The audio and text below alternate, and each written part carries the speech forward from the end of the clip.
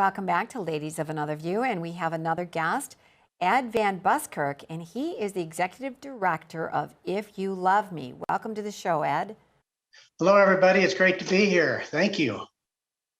Well, thank you. I just called Ed this morning, and I heard about your organization, and I said, I want to talk about this because we grew up, some of us are older than others, but we grew up with the Ten Commandments in school, in town squares, and they've been taken away every time we turn around. And so your organization wants to get them put back into the family and the culture, right? So tell me, what is If You Love Me? What is that about? Well, the name, let's start with the name, If You Love Me. It's based on the scripture passage in John 14:15, where Jesus says, if you love me, you'll keep my commandments, which is a statement, but it's also a question. It's a question to say, do I love Jesus enough that I will keep his commandments, which means that I first have to know the commandments, which I realized not too many years ago that even though I was raised Catholic and raised my family Catholic, I had forgotten some of them, and I didn't know them up here, so I wasn't living them down here the way that I should and could, and I'm called to. And it's not just a matter of knowing the commandments and seeing them as a list of rules. They're much more than that. They're really a gift, and each of the commandments calls us into greatness, and it calls us into relationship. I do have a question, Ed. When did you see in history now when the Ten Commandments just kind of like made their way out of schools, made their way out of the town centers? It's because I feel like once we stopped following, well, some people following those rules, the moral compass was kind of lost on a lot of people. Yeah, I would say if there was a particular moment is when prayer was taken out of school. I was quite young at the time, but and since then it's been a gradual decline to where we get to the point where you ask folks what the commandments are, and just like myself, it's well, I know some of them, but I've forgotten a few of them, and it kind of takes people aback a little bit when they realize, wow, I've missed something here. I've lost something. And as adults, we have lost them over time. But the children, I find that a lot of children, especially those that are growing up in Christian and Catholic homes, they know the commandments, at least top of head as a list of rules. But what I think we haven't done a great job of is teaching the dimensions of the commandments, the call to greatness in each of them. And instead of teaching them as a list of rules to follow, we need to see how they're a gift. And in each of the commandments, they're protecting something that is holy, sacred. And we need to restore them in the hearts and minds of children. But we can't do that until we as adults relearn them if we have forgotten them. This sounds like a whole sermon series. Well, you used to be able to look up at school or go into the town square, or you could just see the commandments.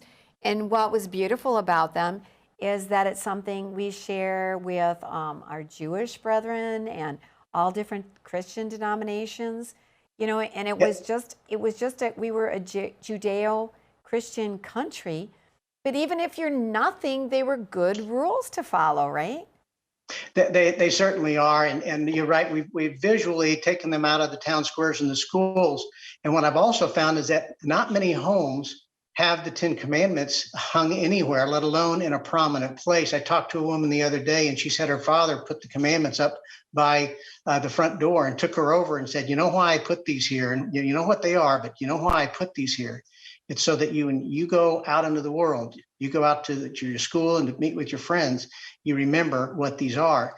We don't have that reminder in front of us anymore. We're not talking about the commandments specifically. The commandments come up in different ways in sermons and in the gospel readings many times. It was just this Sunday in the Pentecost gospel very prominently in there, but we don't have something that's specifically drawing our attention to the commandments as a list of common moral laws that God has given to us so that we can live harmoniously together.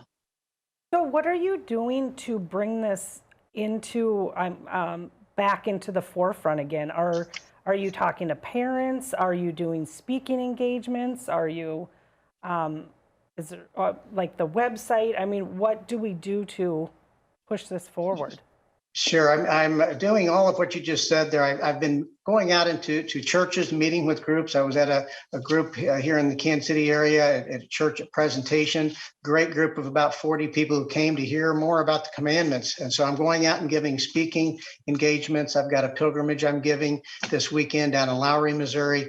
But beyond that, what we're doing is I'm only one person. We got to make this available faster to more people and restore the wisdom and the truth of the commandments. So we've developed an 11-session course, for faith formation course on the commandments, produced by Sistine Films. It's available through our website for purchase for individuals or for churches to purchase it so they can have member-wide access with one price for the whole parish. And then I've got a book on the commandments that I've in the second printing that just went to the printers just recently.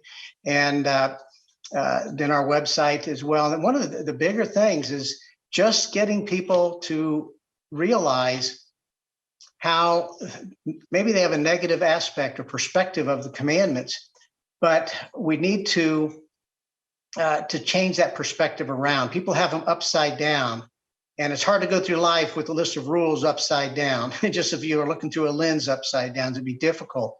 What we're trying to do is turn people's perspective of the commandments from a negative perspective to a positive one that will help them realize, wow, these are right here and God's given them to us, and we need to pay attention to them. I want to point out to people your website. We had it up here on the screen, but it's ifyouloveme.org to get more information about your organization. And I want to put up, you talk about that this is to give you freedom. A lot of people think commandments, oh no, all these rules. It's to give you freedom. And here's your mission statement. I'm just going to throw it up on the screen so that you can see. It's to equip and motivate parents and grandparents to teach the 10 Commandments to their children and grandchildren so they can experience the abundant joy and authentic freedom the commandments offer. I don't think we normally think of the commandments as offering joy and freedom. Well, if we can use an analogy of driving down the street, if half of society, or maybe more than half of society, said, well, those rules that the law put in place for the roads, I'm not going to follow those. I'm just going to follow my own. How safe would we feel? How free would we feel to go out and be able to put the roads to use for us? With some laws in place and everybody following the same set of laws, it frees us so that we can go out and use the road safely and confidently and productively. And the commandments, they're given to us not to restrict us, but to free us up.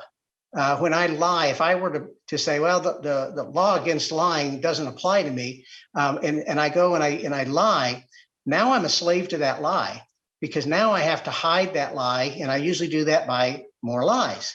And so now I'm become a prisoner, not just a slave, but a prisoner to that lie. But when we live in truth, it frees us up. It gives us the freedom to just enjoy the relationships that we have and not have to have a veil that separates us, but it allows us to have that freedom to enjoy those relationships in a joy-filled way.